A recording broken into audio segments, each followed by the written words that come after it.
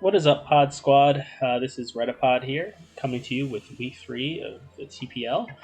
This week we are facing off against the Savannah Sharpedos, hoping to pick up our second win of the season. We still haven't lost, so we're hoping to stay undefeated and just keep that momentum going. Savannah Sharpedos have a scary team. Mimikyu is chief among those concerns.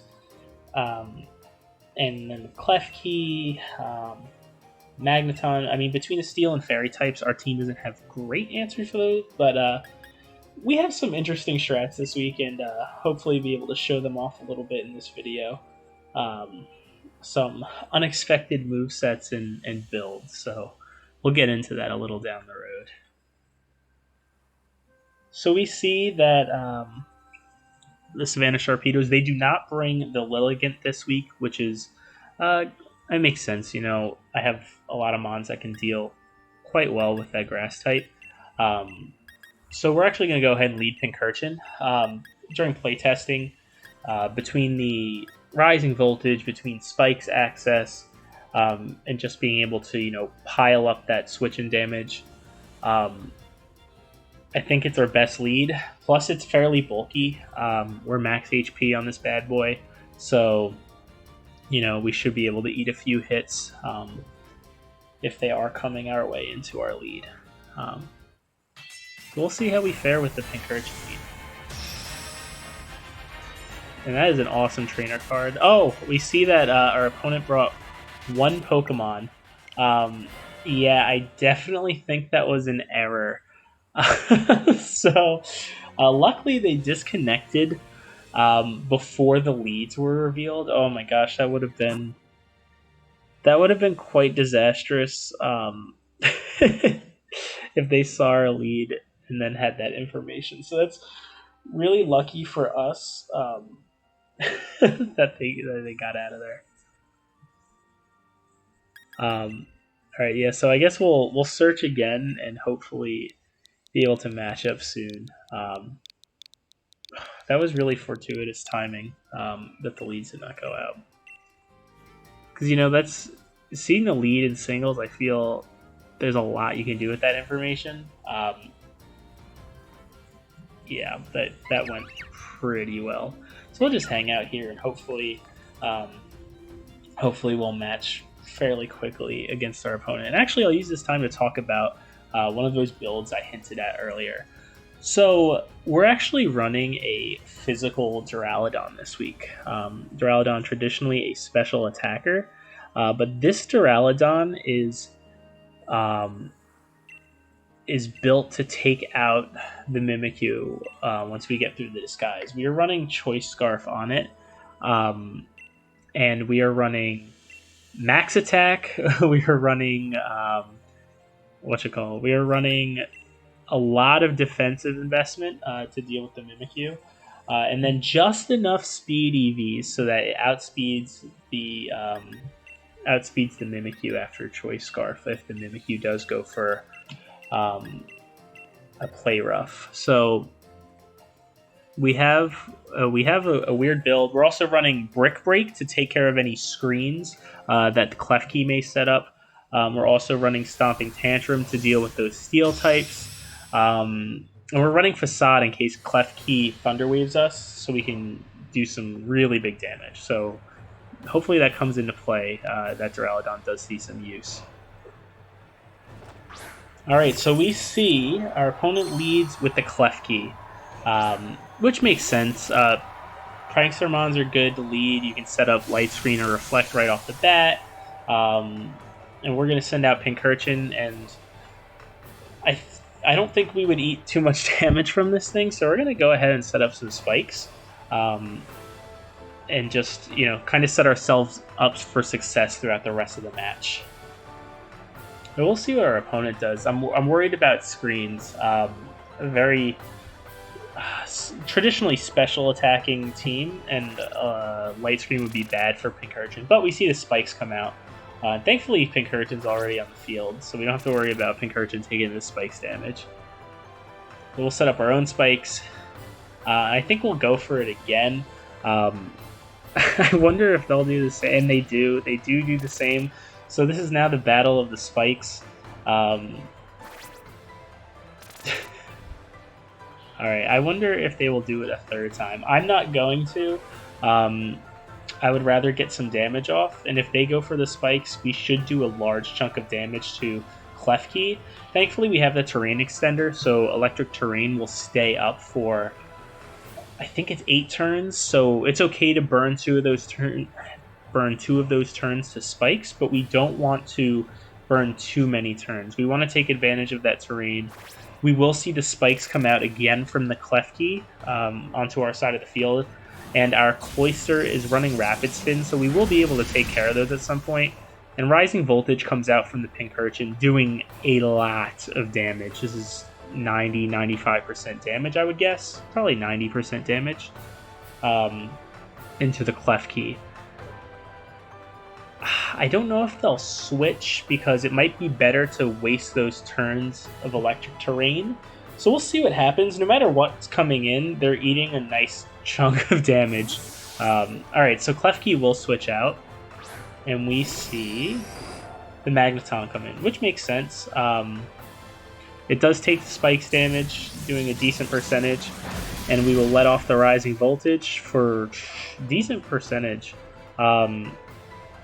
It's resisted, but I think the spikes pushed us into a 2-hit KO range. So hopefully we're able to take the Magneton out here with another Rising Voltage. The Pink Urchin right now functioning very well as a Rising Voltage turret. So, I mean, if it ain't broke, don't fix it. We're just going to keep clicking that move. We do have electric terrain, I think, for 4 more, if I remember correctly.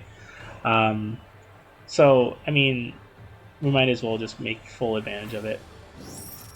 Alright, we see the Tri-Attack come out from the Magneton. Probably going for status on our Pink Urchin to try and make it less of a threat, but another Rising Voltage comes out and takes the Magneton down. So we will see what comes in to try and stop our brave Sea Urchin. You know, before the expansion and before the new moves, Pink Urchin was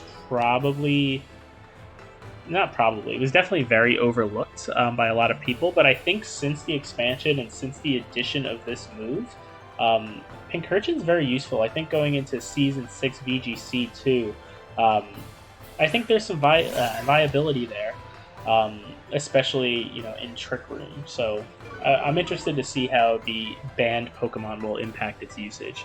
So we see the Hitmontop come out. We're just going to click Rising Voltage again. The Intimidate doesn't bother us because Pink Urchin is a special attacker. And no matter what happens here, I don't think it's going to kill us.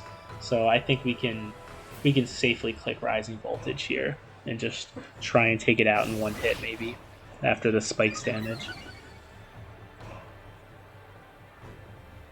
Alright, so we see the bulk up. Thankfully it's not a special defense raise. So the Rising Voltage will take care of that. And that's 2 Mons, almost 3 Mons down from Rising Voltage. Pink Urchin out here just getting it done. Just letting off that lightning and seeing what happens. I'm trying to think through what my opponent has left. Politoed really can't come in here. Roserade resists, so that may be the best play here. And I can't remember the other Mon. Gains comes out. Mimikyu, oh my god, yeah, this is the biggest threat, so yeah, this might make sense to bring in. We do have the Disguise to contend with, so I don't know if I want to go for damage. I think it may be more beneficial for us to try and paralyze Mimikyu, cutting its speed, but more importantly, hopefully having a chance at a full paralysis turn, especially after this Sword Stance goes up. I mean, a full paralyze would be really helpful for us. And we have Hex on the Pink Urchin, so, you know, if we are able to live a hit from this Mimikyu, the Hex will do a lot of damage now that it's not only super effective, but now that the Mimikyu is paralyzed. So we'll go ahead and click Hex. Maybe we'll get the full paralysis here, and this will be the turn that it falls. If not, I don't know if Pink Urchin lives a +2 attack. Oh, so we see Drain Punch from the Mimikyu. That is interesting. I don't think I've seen Drain Punch on Mimikyu before. I don't play a ton of singles outside of Draft League, so that may be a standard move, but that was cool to see. And it's Life Orb, so those synergize nicely, being able to heal up and kind of counteract that Life Orb damage. And we still have not broken Mimikyu's Disguise. So this is kind of nerve-wracking now. I don't know if we're in the best position. So we're going to have a long think about what comes in here. This may be time for Duraludon. Bait our opponent into a fairy move. And definitely with the paralysis, we will outspeed.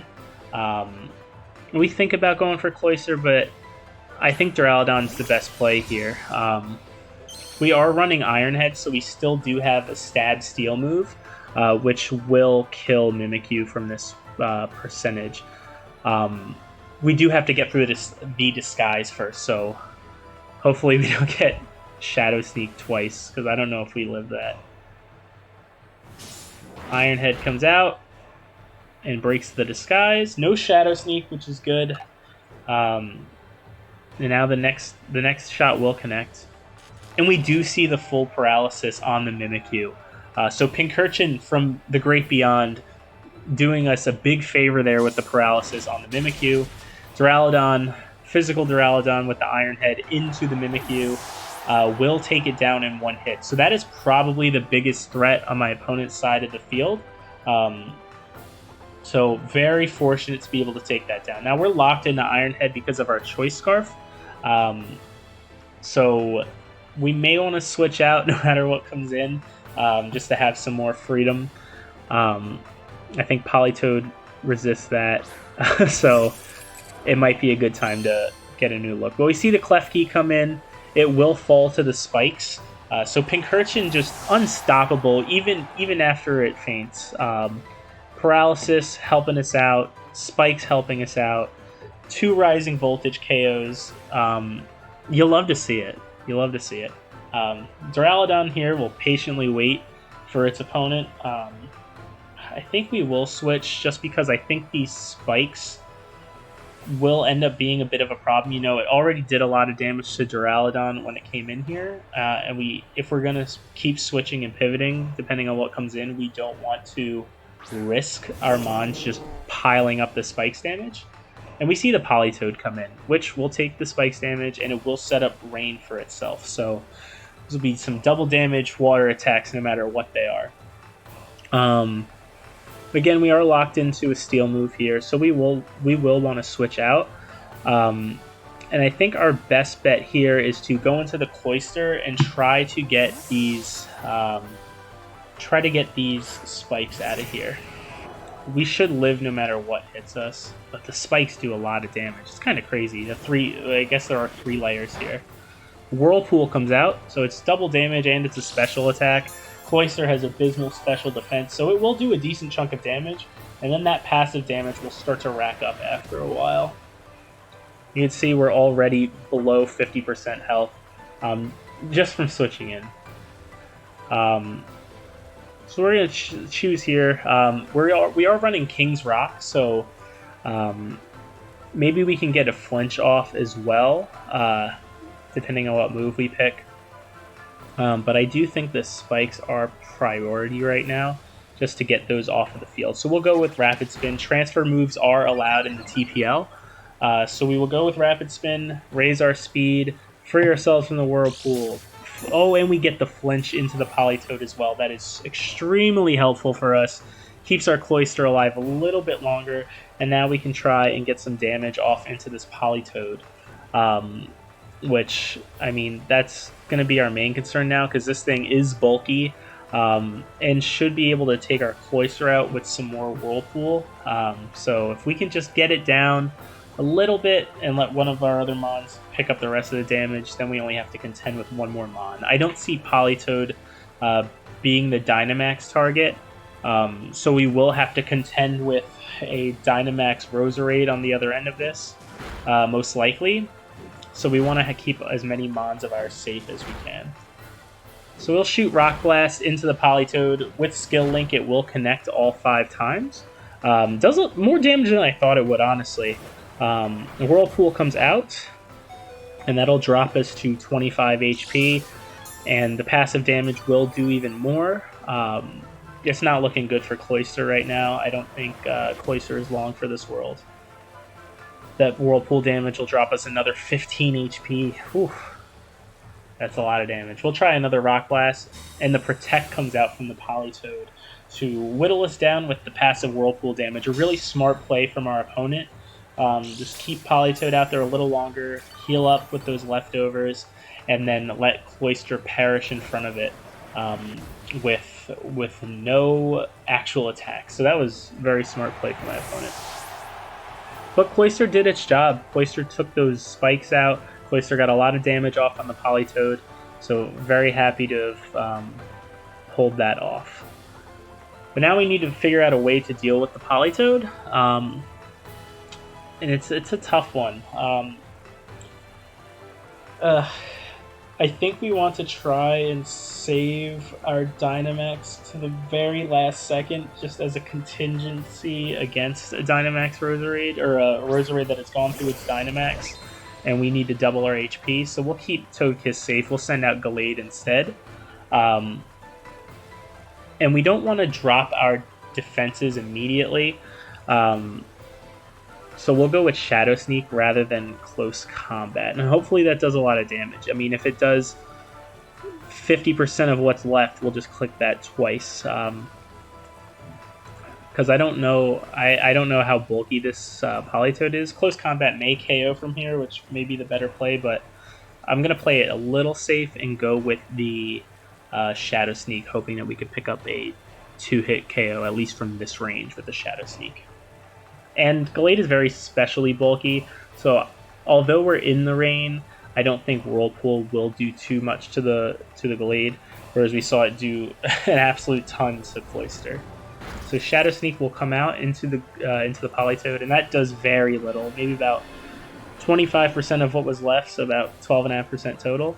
And the Perish Song comes out from the Politoed, so the clock is ticking on both Gallade and Politoed. Gallade can't really stay in here too long, but we have a few turns to work with. So we'll try and take full advantage of those turns. We'll go with the Close Combat here, seeing how little Shadow Sneak did, just trying to just get it off the field while the clock is ticking on Perish Song. It will drop our defenses, but it's worth it to get that Politoed out of there. So now we know what's coming. We know we'll see the Roserade. It most likely will Dynamax. We have a few Mons to use pretty much as shields to waste those Dynamax turns. So we're kind of free to pivot as we please now that spikes are off the field, and now that we have a few Mons that are still alive. So we have 4 in total that we can work with up against this Roserade. So we'll see how this shakes out. But we're in pretty good position, and we haven't used our Dynamax either. So we have some options depending on how this Roserade wants to play. I am a little scared, though, of Sleep Powder on the Roserade. I considered running Lumberry on one of my Mons just to account for that, but was just hoping that we wouldn't have to worry about it. And I think we will likely see the Roserade Dynamax here. So we'll just go for the Fire Punch to try and get a lot of damage off on it. Or hopefully a lot. I mean, I guess we'll see. Yeah. And that will be the Dynamax Roserade. Not really much of a choice here for our opponent. But this thing can be scary. Max Ooze can boost its special attack and turn this thing into a real demon. In one of my doubles draft league matches, I went up against a Dragalge that was using Max Ooze to boost its special attack, and it has adaptability, so the damage can get out of control really fast with Max Ooze, especially Stab. So we see that come out, and thankfully it doesn't kill our Gallade. We did have the special defense drop from Close Combat, so I'm actually quite surprised that we lived that. Very thankful, though. And we will get the burn from the Fire Punch into Roserade, doing a lot of damage. So quite happy about that. I would bet that we will see another Max Ooze, boosting its special attack to try and put it into a position where it can win in a 1v4. But we're going to switch into Duraludon, kind of trying to read out a Max Ooze being immune to poison. So Duraludon comes in, and we'll see what happens. Max Phantasm. So that was a really good play on my opponent's part. Drops my Duraludon. Does not live. Drops my Duraludon. But we will get more of that burn damage off onto the Roserade, and we will put in the Gallade. I don't think our Gallade has a really great shot here of living much longer. So, you know, in this position, we can pretty much expect to lose the Gallade, and we click Fire Punch. I realize now that I could have clicked Shadow Sneak. That's probably my first major misplay, is not Shadow Sneaking here to, you know, just get more damage off onto the Roserade with priority. So we will lose the Gallade with nothing happening and allow the Roserade to set up grassy terrain to kind of counteract that burn damage. So maybe a misplay on my part, really hoping that this does not come back to bite me. This Roserade's in good position with the special attack boost. It does appear to be quite fast. So, I mean, it outsped my Jolly Gallade, so I think it's probably Choice Scarf. So we'll send in Scolipede. We'll just try and boost its speed and hopefully outspeed this Roserade, and we'll also protect to, you know, scout a Sleep Powder. Maybe this Roserade is running Sleep Powder, and we can find out really quickly. So let's see how this goes for us. I'm not sure if the 1.5 times speed Scolipede will outspeed Choice Scarf Roserade, but here's hoping. And we are Focus Sash on the Scolipede, so even if we eat a lot of damage on the turn we're not protecting, we'll at least be able to get one hit off. So we'll see what happens. So I will protect, I'll boost my speed. And Shadow Ball comes out from the Roserade, and we'll protect against that. So I don't think this Roserade is running Sleep Powder, because I would have expected to see that. And we will get the speed boost, thanks to Scolipede's ability.